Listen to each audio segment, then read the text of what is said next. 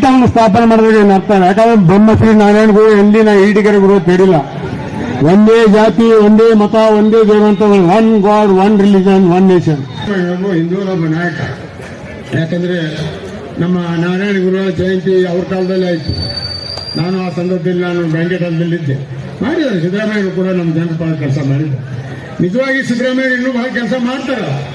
ಅದರಲ್ಲಿ ಕೆಲವು ಇರೋರು ತಮ್ಮ ಸ್ವಾರ್ಥಕ್ಕಾಗಿ ಹೋಗಿ ಏನೇನೋ ತಪ್ಪು ಕಲ್ಪನೆ ಮಾಡಿ ಈ ರೀತಿಯ ಮಿಸ್ಗೈಡ್ ಮಾಡೋದ್ರಿಂದ ಈ ಒಂದು ಕಾರ್ಯಕ್ರಮಕ್ಕೆ ತೊಂದರೆ ಆಗ್ತದೆ. ನಾನು ಶ್ರೀನಾಥ್ ದಣಿ ಮತ್ತೆ ಸಿದ್ದರಾಮಯ್ಯ ಬಜೆಟ್ ಆದ್ಮೇಲೆ ಒಂದು ಟೈಮ್ ತಗೊಂಡು ಅವ್ರ ಜೊತೆಗೆ ಮಾತಾಡಿ ಇವೆಲ್ಲ ಸಮಸ್ಯೆ ಹೇಳ್ತೀನಿ. ನಾವು ಹೇಳಿದ್ದೀನಿ, ನಿಮಗೂ ಸಮಾಜದವ್ರಿಗೆ ಹೇಳ್ತಾ ಇದೀನಿ. 9% ಹೇಳ್ತಾರೆ ಉತ್ತರ. ಆದ್ರೆ ಒಂದು ಮಾತಾಡ್ತಾ ಜೆಡಿಎಸ್ ಅವ್ರು ಕೂಡ ತೊಳೆದು ಅವೆಲ್ಲ ಬೇಡ. ಸಮಾಜ ಬಗ್ಗೆ ಕೇಳ್ತೀವಿ. ನಾವು ಏನ್ ಕೇಳ್ತಾ ಇದ್ವಿ? ಏನ್ ನಿಮ್ಮ ಆಸ್ತಿ ಕೇಳ್ತಾ ಇದ್ದೀವಿ? ನಮ್ಮ ಹಕ್ಕು ಕೇಳ್ತಾ ಇದ್ದೀವಿ. ಒಬ್ಬ ಹಿಂದುಳಿದ ನಾಯಕ, ಒಬ್ಬ ರಾಜ್ಯದ ಮುಖ್ಯಮಂತ್ರಿ ಇವತ್ತು ದೇವರಾಜ ಅರಸಾದ ಮೇಲೆ ಇಷ್ಟೊಂದು ದಾಖಲೆ ಮಾಡಿ ಇಷ್ಟು 2 ಬಾರಿ ಮುಖ್ಯಮಂತ್ರಿ ಆದಂತ ಇತಿಹಾಸ ಪುಟಗಳು ತೆಗೆದು ನೋಡಿದ್ರೆ ದೇವರಾಜ ಅರಸಿಗೆ ಮೀರಿದಂತ ಮುಖ್ಯಮಂತ್ರಿ ಯಾರಾದ್ರೆ ಅದು ಸಿದ್ದರಾಮಯ್ಯ ಅಂತ ಮಾತಾಡ್ತಾರೆ. ಅಂತ ಒಂದು ನಾಳೆ ಬಜೆಟ್ ನಲ್ಲಿ ಏನೇನು ಸೇರಿಸ್ತಾರೆ ನೋಡೋಣ. ಏನಪ್ಪ ಹೇಳು?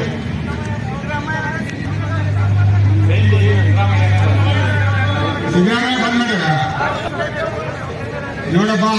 ಅದಕ್ಕೆ ಇತಿಹಾಸ ಬರಲಿ, ಅದೇ ಇತಿಹಾಸ ಬರಲಿ. ಯಾಕೆ ಬಂದ್ ಮಾಡ್ಯಾರ? ಅಲ್ಲಪ್ಪ, ನೀ ಹೇಳ್ತೀನಿ. ನಾನು ಮಾಲಿಕೆ ಗೊತ್ತಿರೋ ಜೇಕ್ ಪಡ್ಲಿದಾಗ ನಿಮ್ಗೆ ತಾಡಿ 2 ವರ್ಷ ಮಾಡಿಕೊಟ್ಟೆ. ಫ್ರೀ ಮಾಡಿಕೊಟ್ಟೆವು. ಯಾವ ಸರ್ಕಾರ ಗುಡಿಲಿ ಕೇಳಿಲ್ಲ, ಕಿಕ್ ಕೇಳಿಲ್ಲ, ಕಿಕ್ ಬ್ಯಾಕ್. ಮುಂದೆ ನೀವು ಅದೇನು ಮಾಡೋದು? ಯಾರು ಮಾಡೋದು? ಕಿಕ್ ಬ್ಯಾಕ್ ತಗೊಂಡು ನೀವು ಸಹಕಾರ ಮಾಡೋದು ಕಾಂಗ್ರೆಸ್ ಸರ್ಕಾರ. ಜೇಕ್ ಪಟ್ಲ ಎಲ್ಲಿ ಒಂದು ದುಡ್ಡು ತಗೊಂಡಿಲ್ಲ. ನಾ ಕಾಂಗ್ರೆಸ್ ಒಬ್ಬ ಲೀಡರ್ ಆಗಿ ಮಾತಾಡ್ತಾ ಇದ್ದೀನಿ. ಆ ಪಾರ್ಟಿ ಅವನಿಗೆ ವಸ್ತುಸ್ಥಿತಿ ಮಾತಾಡ್ತಾ ಇದ್ದೀನಿ. ನೀವೇನು ಮಾಡ್ರಿ? ನಾವು ಏನ್ ಹೇಳಿದ್ದೀವಿ? ತಾಡಿ ಸೊಸೈಟಿಗಳು ಅಲ್ಲಿರ್ತಕ್ಕಂಥ ನಮ್ಮ ಜನರಿಗೆ ಉಪಯೋಗ ಆಗಬೇಕು. ಆಫೀಸಿಂದ ಮತ್ತು ಸಿದ್ದರಾಮಯ್ಯ ಸಾಹೇಬರಿಂದ ನೇರವಾಗಿ ಅವರ ಬೇಡಿಕೆಯನ್ನು ತೆಗೆದುಕೊಂಡು ಬಾ ಅಂತಂದು ನನಗೆ ಇಲ್ಲಿ ಕಳಿಸಿದ್ದಾರೆ.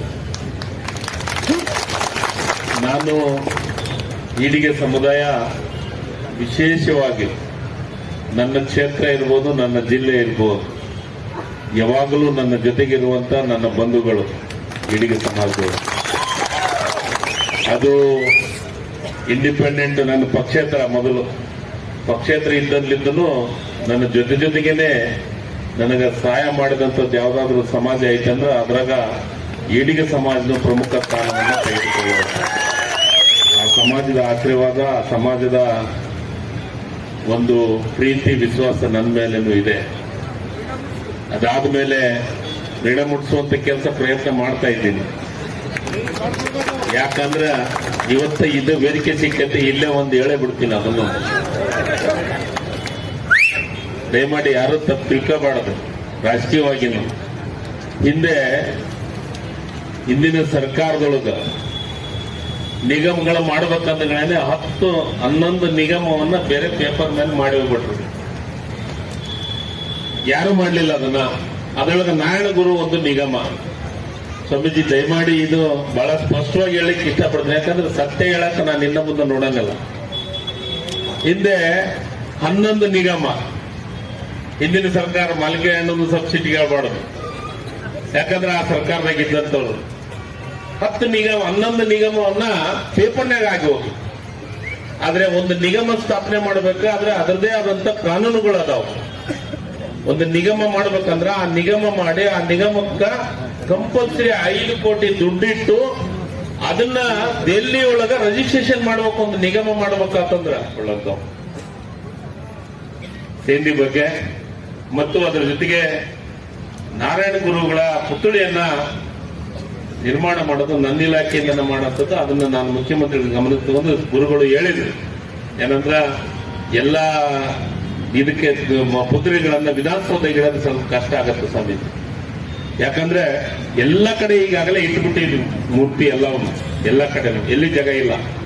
ಜಾಗದ್ದು ನೋಡಿ ವಿಕಾಸಸೌಧದಾಗ ಆಗತ್ತೋ ಎಲ್ಲಿ ಆಗತ್ತಾ ಅದು DPR RDP ಇದು. ಯಾಕಂದ್ರೆ DPR ಸಂಬಂಧಪಟ್ಟಿದ್ದು ಮುಖ್ಯಮಂತ್ರಿಗಳಿಗೆ ಇರೋದ್ರಿಂದ ಅದನ್ನು ಮುಖ್ಯಮಂತ್ರಿಗಳು ನಾನು ಅಂಬಿಗರ ಜವಡೆಯಿಂದ ಏನು ಮೂರ್ತಿ ಮಾಡ್ಬೇಕಾದ್ರೆ ಬೇರೆ ಯಾವ್ದಾದ್ರು ಜಾಗ ಐಡೆಂಟಿಫೈ ಮಾಡ್ತಾ ಅಂತ ಹೇಳೋಂಥದ್ರು. ಅದಕ್ಕೆ ಬೇರೆ ಜಾಗ ಹುಡುಕ್ತಾ ಇದ್ದೀನಿ. ಅದೇ ರೀತಿ ಇಲ್ಲಿನೂ ಜಾಗವನ್ನ ಹುಡುಕುವಂತ ಕೆಲಸವನ್ನ ಮಾಡ್ಲಿಕ್ಕೆ ನನಗೆಲ್ಲ ಕೆಲಸ ಮತ್ತು ಅದ್ರ ಜೊತೆಗೆ ರಾಜ್ಯಾದ್ಯಂತ ಈಚಲ ಮರದ ಬಗ್ಗೆ ಹೇಳಿದಿರಿ. ಅದು ಫಾರೆಸ್ಟ್ ಮತ್ತು ತೋಟಗಾರಿಕೆಗೆ ಸಂಬಂಧಪಟ್ಟಂತದ್ದು. ಅವ್ರಿಗೂ ಇವೆಲ್ಲ ಬೇಡಿಕೆಗಳನ್ನ ಅವರು ಗಮನಕ್ಕೆ ತರುವಂತ ಕೆಲಸ ಮತ್ತು ವಿಶ್ವವಿದ್ಯಾಲಯ ಈಗಾಗಲೇ ಇದ್ರ ಬಗ್ಗೆ ಚರ್ಚೆ ಆಗಿದೆ. ನಾರಾಯಣ ಗುರುವರ ವಿಶ್ವ ಅಧ್ಯಯನ ಪೀಠವನ್ನ ಮಾಡಬೇಕು ಅನ್ನೋದನ್ನು ಚರ್ಚೆ ಆಗಿದೆ ಇದ್ರ ಬಗ್ಗೆ. ಯಾಕಂದ್ರೆ ನಾರಾಯಣ ಗುರುಗಳ ಬಗ್ಗೆ ಎಷ್ಟು ಹೇಳಿದ್ರು ಕಮ್ಮಿನೇ. ಅವರ ಅನುಯಾಯಿ ನಾನು ಒಬ್ಬರು. ಯಾಕಂದ್ರೆ ಅವರು ನಾವು ಯಾರು ದಲಿತರ ವಚನಗಳ ಏನದಾವು ಆ ವಚನ ಮತ್ತು ಈಡಿಗರ ಅಕ್ಕಮ್ಮ ಅವರ 154 ವಚನಗಳು ಪ್ರತ್ಯೇಕವಾಗಿ ರಾಷ್ಟ್ರಕ್ಕೆ ಮುದ್ರಿಸಿದ 101% ನನಗೆ ಇಲಾಖೆ ಸಂಬಂಧಪಟ್ಟಿದ್ದು.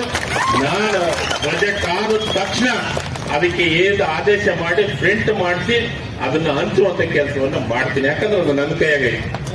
ನನ್ನ ಕನ್ನಡ ಮತ್ತು ಸಂಸ್ಕೃತಿ ಇಲಾಖೆ ಅದು ಇಲ್ಲ ಅದು ನಾರಾಯಣಗುರು ಅಭಿವೃದ್ಧಿ ಕೋಶ ಅಂತ ಮಾಡಿದ್ದೇನೆ. ಈಗ ಅದೇ ನಿಗಮದಲ್ಲಿಗೆ ಅದೇ 10 ಕೋಟಿ ಬಿಟ್ಟು ಮುಖ್ಯಮಂತ್ರಿಗಳು ಬಂದ ಮೇಲೆ 3 ಬಜೆಟ್ ಅಲ್ಲಿಯೂ ಕೂಡ 1 ರೂಪಾಯಿಯನ್ನು ಕೂಡ ಘೋಷಣೆ ಮಾಡಲಿಲ್ಲ. ಅದೇ 10 ಕೋಟಿ ರೂಪಾಯಿನಲ್ಲಿ ಇದೆ. ಮಂಜುನಾಥ ಪೂಜಾರಿ ಅವರು ಅದು ಕ್ರಿಯಾ ಯೋಜನೆಯನ್ನೇ ಮಾಡ್ತಾ ಇದ್ದಾರೆ. ಈಗ ಅದೇ 10 ಕೋಟಿ ರೂಪಾಯಿಯನ್ನೇ ಬಿಜೆಪಿ ಸರ್ಕಾರ ಕೊಟ್ಟಿರಬಹುದು. ಆದರೆ ಈ ಸರ್ಕಾರ ಬಂದ ಮೇಲೆ ಅದನ್ನ ಜಾರಿಗೆ ತಂದು ಅದನ್ನ ಇಂಪ್ಲಿಮೆಂಟ್ ಮಾಡತಕ್ಕಂಥ ಕೆಲಸ ಈ ಸರ್ಕಾರ ಮಾಡ್ತಾ ಇದೆ. ಮತ್ತು 25 ಲಕ್ಷ ರೂಪಾಯಿ ಕುಲಶಾಸ್ತ್ರ ಅಧ್ಯಯನಕ್ಕೆ ಹಿಂದಿನ ಸರ್ಕಾರ ಕೊಟ್ಟರೆ ಕರೆಕ್ಟ್. ಆದ್ರೆ ಅದನ್ನ ಜಾರಿಗೆ ತಂದಿರೋದು ಈ ಸರ್ಕಾರ. ಇವರು ಬಂದ ಮೇಲೆ ಅದನ್ನ ಇಂಪ್ಲಿಮೆಂಟ್ ಮಾಡಕ್ಕೆ ನಡೀತಾ ಇದೆ. ಆದ್ರಿಂದ ಮಾನ್ಯ ಸಚಿವರದು ಏನ್ ಹೇಳಿದಾರೆ ಅವರು, ನಾವು 6 ಬೇಡಿಕೆಯನ್ನು ಇಟ್ಕೊಂಡಿದ್ದೀವಿ. ಅದರ ಒಂದು ಬೇಡಿಕೆ ಅವರು ಮಾಡಿಕೊಡ್ತೀನಿ, ನನ್ನದೇ ಜವಾಬ್ದಾರಿ ಅಂತ ಹೇಳಿಬಿಟ್ಟಿದ್ದಾರೆ. ಯಾಕಂದ್ರೆ ಅದು ಅವರದೇ ಇಲಾಖೆ. ಅದು ಬಹಳ ದೊಡ್ಡ ಒಂದು ಬೇಡಿಕೆ ಕೂಡ, ಸಣ್ಣ ಬೇಡಿಕೆ ಅಲ್ಲದು. ಈಡಿಗರ ಅಕ್ಕಮ್ಮ ಹೆಂಡದ ಮರನ ವಚನಗಳನ್ನೇ ಮುದ್ರಣೆ ಮಾಡಿ ರಾಜ್ಯಾದ್ಯಂತ ಮಾಡತಕ್ಕಂಥ ಕೆಲಸ ನಾನು ಮಾಡುತ್ತೇನೆ ಗುರುಗಳೇ, ನನ್ನದೇ ಜವಾಬ್ದಾರಿ ಅಂತ ಹೇಳಿದ್ದಾರೆ.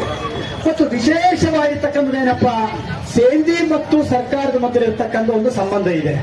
ಅದು ನಾವು ಈ ವೇದಿಕೆಯಲ್ಲಿ ಚರ್ಚೆ ಮಾಡಕ್ಕಾಗಲ್ಲ. ಅದು ಮಾನ್ಯ ಮುಖ್ಯಮಂತ್ರಿಗಳಾಗಲಿ ಸರ್ಕಾರನ ಸಂಬಂಧಪಟ್ಟ ನೇರವಾಗಿ ಒಂದು ಕ್ಲೋಸ್ ಡೋರ್ ಮೀಟಿಂಗ್ ಮಾಡಿಕೆಯ ಗುತ್ತಿದ್ದಾರೆ. ಶ್ರೀನಾಥಣಿಗಳು, ಬ್ರಹ್ಮಾನಂದ ಸ್ವಾಮೀಜಿ ಸಮುದಾಯದವರು ಕೂತು ಅವರಿಗೆ ನಾವು ಮೆರವಣಿಗೆ ಮಾಡ್ತೇವೆ. ಅದಕ್ಕೆ ಅವರು ಅದನ್ನ ಅವರು ಮಾಡ್ತಾರೆ ಅಂತ ನಂಬಿಕೆ ಬರೆಯಪ್ಪ.